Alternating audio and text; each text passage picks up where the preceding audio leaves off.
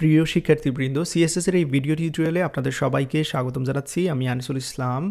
আশা করি আপনারা আমার সিএসএস এর এই প্লেলিস্ট থেকে সোফার সিএসএস সম্পর্কে অনেকগুলো বিষয় খুব সহজেই শিখতে পেরেছেন। এই প্লেলিস্টে আমি আপনাদের সিএসএস এর বেসিক থেকে শুরু করে অ্যাডভান্স লেভেলের টপিক সম্পর্কে ধারণা দিয়েছি এবং দেখতে পাচ্ছেন সোফার ভিডিও সংখ্যা হচ্ছে 66। এখানে ইতিমধ্যেই আমি আপনাদের 4টি ছোট পর্যায়ে প্রজেক্ট করে দিয়েছি। তো আপনারা অনেকেই দীর্ঘদিন ধরে রিকোয়েস্ট করে আসছেন যাতে করে এই প্লেলিস্টে আরও কয়েকটি প্রজেক্ট আমি অ্যাড করি। তো আপনাদের রিকোয়েস্ট রাখার জন্য হাজির হয়ে গিয়েছি। আমি সবসময় চেষ্টা করি আপনাদের জন্য নতুন নতুন ভিডিও টিউটোরিয়াল প্রজেক্ট তৈরি করার, বাট সময় আসলে পাই না।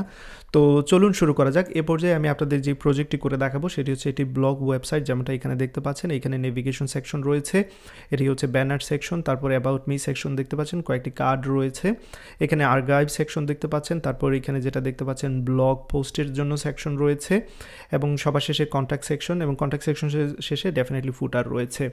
তো আশা করি এই কাজগুলো কীভাবে করতে হয় সেগুলো ডেফিনেটলি আপনারা যদি আমার ভিডিওগুলো সিরিয়াল অনুযায়ী দেখে নেন এই কাজগুলো আপনারা করতে পারবেন।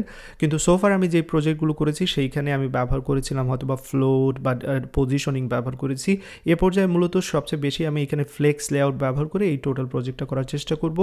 এবং মোস্ট ইম্পর্টেন্টলি এই প্রজেক্টটা কিন্তু রেসপন্সিভ, সেটা লক্ষ্য রাখতে হবে। এই যে দেখতে পাচ্ছেন স্মল স্ক্রিনের জন্য কিন্তু এটা পারফেক্টলি রেসপন্সিভভাবে কাজ করছে।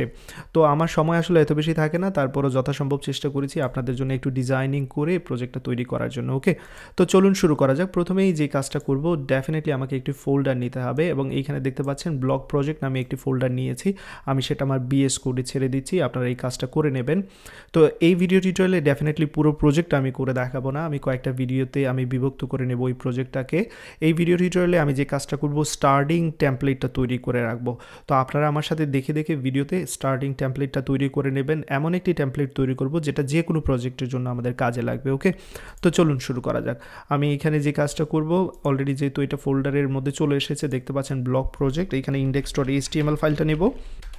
index.html এ আমাদের বেসিক যে স্ট্রাকচারটা সেটা আমরা তৈরি করে রেখে দিচ্ছি। এখানে একটি h1 দিয়ে দিচ্ছি, দেন h1 এ বলে দিচ্ছি welcome to blog project, that's it.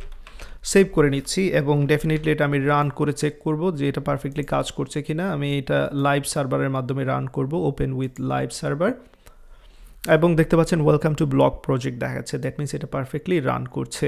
তো এবার অন্যান্য জিনিসগুলো, বেসিক জিনিসগুলো আমরা তৈরি করে নিই। আমি এখানে একটি ফোল্ডার নিচ্ছি স্টাইলস নামে। ওকে, তো আপনারা নিয়ে নেবেন। এখানে আমি যেই কাজ করব, নিউ ফাইলে গিয়ে style.css নামে একটি ফাইল নেব।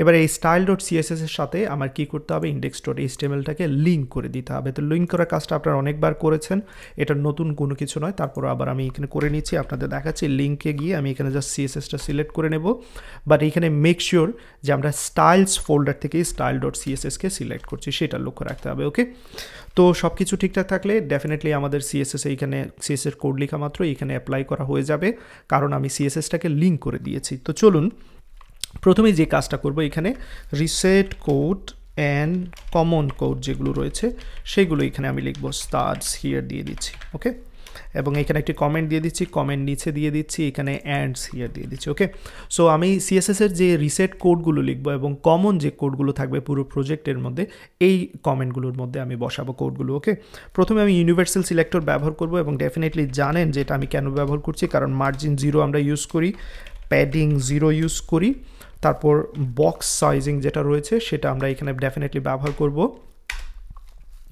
এবং তারপর যেটা করব, লিস্ট স্টাইল যেটা আছে, লিস্ট স্টাইল টাইপ আমি এখানে নান করে দেবো, অর্থাৎ আনঅর্ডার লিস্টগুলো যখন ব্যবহার করব বা অর্ডার লিস্ট ব্যবহার করলে এখানে কি হবে, এখানে পাশের যে ডটগুলো বা 1 2 3 সেগুলো থাকবে না, আমরা সেগুলো সরিয়ে নিচ্ছি। স্পেশালি আনঅর্ডার লিস্টের কথা এখানে আমি বলছি। তারপর টেক্সট ডেকোরেশন ডেফিনেটলি ব্যবহার করব। টেক্সট ডেকোরেশন কি হয় সেটা নিশ্চয়ই আপনারা জানেন, যখন আমরা লিঙ্ক ব্যবহার করি সেই লিঙ্কগুলোর নিচে একটা আন্ডারলাইন চলে আসে, সেটা আমি ডিফল্টভাবে বন্ধ করে দিচ্ছি। তারপর যে কাজটা করব, আউটলাইনটাকে 0 করে দেব এবং তারপর এখানে আরেকটা কাজ ডেফিনেটলি করব, সেটা হচ্ছে ফন্ট ওয়েটকে আমি ইনিশিয়ালি সেট করে দেব 400 এর মতো। আপনারা যে কোনো নাম্বার এখানে ব্যবহার করতে পারবেন, আপনাদের ইচ্ছা 500 600, আমি এখানে বোল্ড নর্মালটা ব্যবহার করছি। ওকে, ফন্ট ওয়েট। তো দেখতে পাচ্ছেন এখানে চেঞ্জ অলরেডি চলে এসেছে। তারপর আরও কিছু বেসিক জিনিস আমাকে ব্যবহার করতে হবে, সেই কাজগুলো করে নিচ্ছি। আমি HTML-কে সিলেক্ট করে আমি HTML-এর ব্যাকগ্রাউন্ড কালার এখানে বসাবো। ব্যাকগ্রাউন্ড কালার আমার অলরেডি জানা আছে যে পুরো HTML-এর জন্য ব্যাকগ্রাউন্ড কালার কী হবে। আমি এখানে ব্যবহার করছি, লক্ষ্য রাখবেন FA। আপনারা যে কোনো ভ্যালু ইউজ করতে পারেন। এবং এইখানে ইম্পর্টেন্ট বিষয়, ফন্ট সাইজ হিসেবে আমি কিন্তু এই পুরো প্রজেক্টে আমি কিন্তু পিক্সেল ব্যবহার করব না, আমি REM ব্যবহার করব।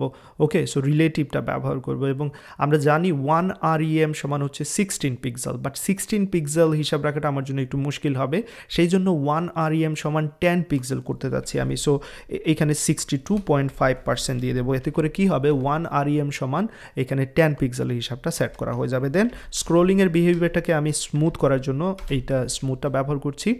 তারপর যে কাজটা করব, ডেফিনেটলি একটি ফন্ট ফ্যামিলি আমি অ্যাড করতে যাচ্ছি, স্পেশালি 2টি ফন্ট ফ্যামিলি। সেই জন্য আমি যে কাজটা করব, এখানে চলে আসলাম গুগলে এবং একটু বড় করে নেব গুগল ফন্ট সার্চ দিয়ে। গুগল ফন্ট সার্চে দিয়ে দিলাম এবং এটা একটু বড় করে নিচ্ছি, এতে করে দেখতে সুবিধা হবে। গুগল ফন্টে চলে গেলাম। এখান থেকে ডেফিনেটলি আমি যে জিনিসটা ব্যবহার করব, আমি এদিকে আপনাদের দেখাচ্ছি।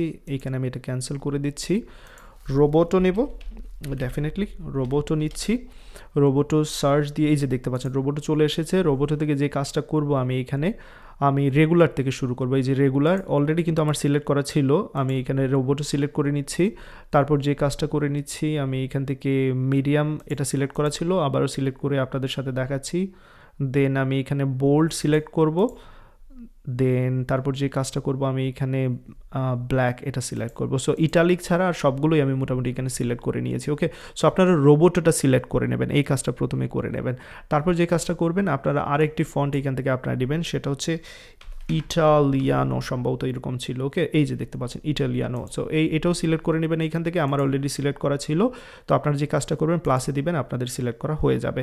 তারপর যে কাজটা করতে হবে, ডেফিনেটলি আপনারা জানেন এটা অ্যাড করার জন্য আপনাদের লিঙ্কটা নিয়ে নিতে হবে। এইখান থেকে লিঙ্ক নিয়ে আমাদের কি করতে হবে, সেটা আমাদের HTML অ্যাড করে নিতে হবে। তো আমার অলরেডি এটা সিলেক্ট করা আছে এই লিঙ্কগুলো। আমি সেই জন্য যে কাজটা করব, আমি এখানে আর নতুন করে সিলেক্ট করব না, আমি জাস্ট লিঙ্কগুলো বসিয়ে দেবো। লক্ষ্য রাখবেন আমি এখান থেকে কপি অলরেডি করে নিয়েছিলাম। সো আমি কপি করা যেটা সেটা আমার HTML-এ বসিয়ে দিচ্ছি, এই যে এই জায়গায় লিঙ্কের নিচে। ওকে, সো এই লিঙ্কের নিচে আমি বসিয়ে দিচ্ছি, দ্যাটস ইট। সেভ করে নিলাম, সব কিছু ঠিকঠাক। বাট সেটা কিন্তু অ্যাপ্লাই হবে না আমার যে এইখানে প্রজেক্টে অ্যাপ্লাই হবে না, কারণ আমি CSS-এ সেই জিনিসটা অ্যাপ্লাই করবো। এবং সেটার জন্য এই যে নিচের দিকে আপনারা এরকম পাবেন ফন্ট ফ্যামিলিগুলো, এই জিনিসগুলো এখান থেকে কপি করে নিয়ে নেবেন। ওকে, কপি করে যে কাজটা করতে হবে, আমি এই জিনিসগুলো আসলে সরিয়ে দিচ্ছি, এতে করে আপনাদের হয়তো আর একটু বুঝতে সুবিধা হবে। এটার কাজও শেষ, একটু ছোটো করে নিচ্ছি। style.css-এ চলে আসলাম।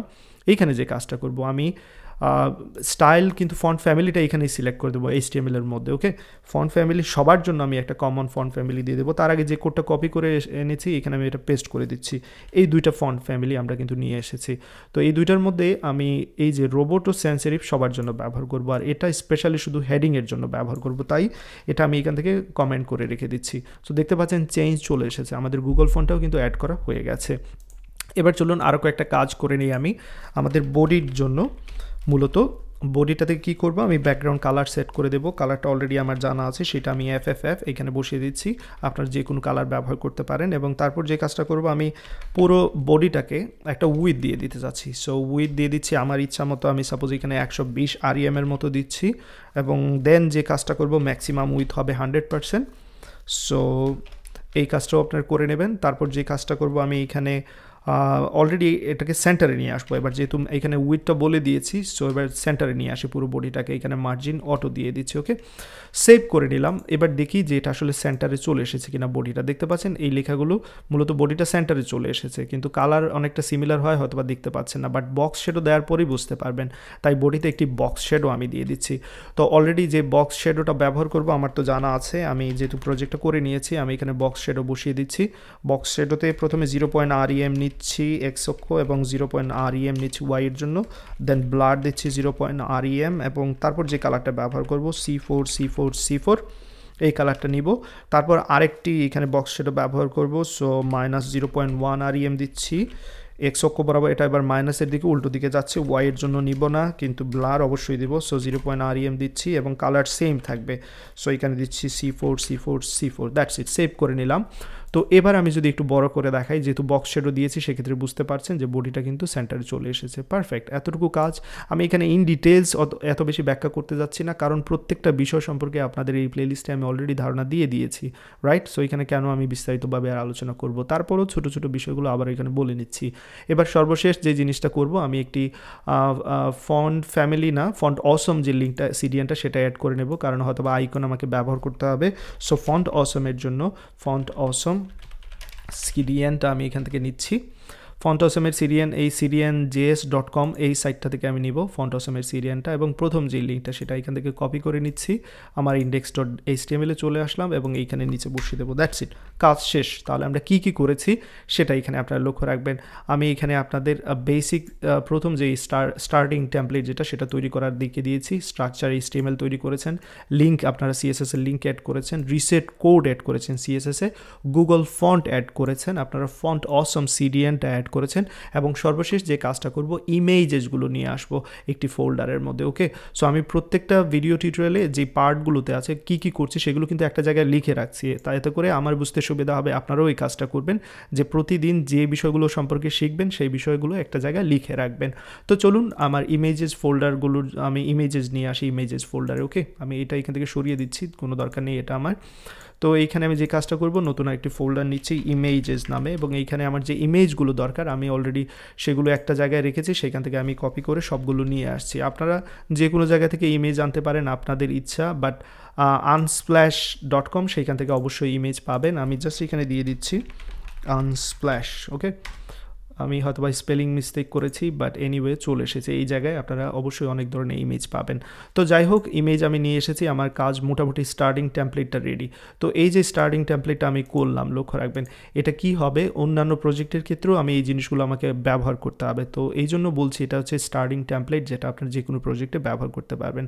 তো এই জিনিসগুলো হয়তো বা কপি করে একটা ফোল্ডারে রেখে দিবেন এবং সেটা স্টার্টিং টেমপ্লেট হিসেবে বলে রাখবেন, যেটা যে কোনো সময় যে কোনো প্রজেক্টে আপনারা ব্যবহার করতে পারেন।